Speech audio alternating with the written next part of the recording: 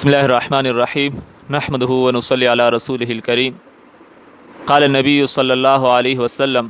لعن اللہ الواصلۃ والمستوصلہ او کما قال الرسول صلی اللہ علیہ وسلم۔ ٹیٹوز کے متعلق شرعی مسئلہ، شریعت کی نظر میں ٹیٹوز لگانا کیسا ہے؟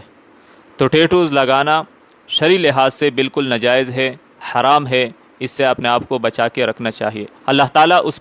اس آدمی پر، اس عورت پر لعنت بھیجتا ہے جو یہ ٹیٹوز لگاتے ہیں۔ پہلے زمانے میں اس کی جو ترتیب ہوتی تھی، سوئی چبوائی جاتی تھی جسم کے اندر کسی اعضاء میں، تو اس کے ذریعے سے شکل اور صورت بنائی جاتی تھی، تو اللہ تعالیٰ نے اس وقت اس پر یہ لعنت بھیجی۔ تو آج بھی اگر کوئی اس کی دوسری شکل میں ٹیٹوز بناتے ہیں تو یہ بالکل وہی اس پر قیاس کیے جا سکتے ہیں، اور یہ بھی جائز نہیں ہے۔ ایک تو اس میں یہ بات ہے کہ فضول خرچی ہے، دوسری بات یہ ہے کہ اس میں فخر اور افتخار کے لیے کیے جاتے ہیں، تو فخر اور افتخار اور اس طرح تکبر یہ بھی جائز نہیں ہے۔ اور اس کے اندر یہ بات بھی ہے کہ اگر دوسرے آدمی کو اپنی طرف مائل کرنے کے لیے یہ بنائے جاتے ہیں کہ وہ میری طرف متوجہ ہو، تو اور اس کی جو توجہ ہے میل کی فیمیل کی طرف، اس لیے اس نیت سے کرنا یہ بھی جائز نہیں ہے۔ اس لیے جو بھی عمل ایسا ہو کہ فیمیل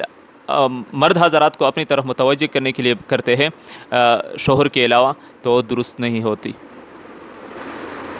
البتہ اس کے متعلق ایک دوسرا جو مسئلہ ہے کہ جنہوں نے ٹیٹوز بنائے ہیں جسم کے اوپر، تو اس کو ختم کرنا چاہیے،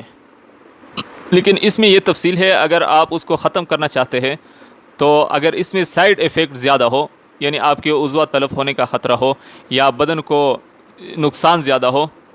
تو اگر ڈاکٹر سے آپ رجوع کر لیں اور آپ کو مشورہ دیں، اگر آپ اس کو ختم کرنا چاہتے ہیں تو شاید آپ کا ہاتھ یا پاؤں یا جہاں پر آپ نے بنائے ہیں وہ اس سے تلف ہونے کا خطرہ ہو، تو آپ کو پھر گنجائش ہے، لیکن اس کے ساتھ ساتھ توبہ اور استغفار، اللہ تعالیٰ کے سامنے گر گڑا کے رونا، توبہ کرنا، استغفار کرنا، یہ پھر آپ پر لازم ہے کہ آپ اس سے ندامت اور پشیمانی کا اظہار کر لیں۔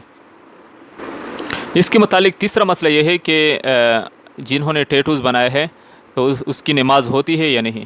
تو یاد رکھیے گا، نماز ایک الگ عبادت ہے، تو نماز تو بہرحال ہوتی ہے،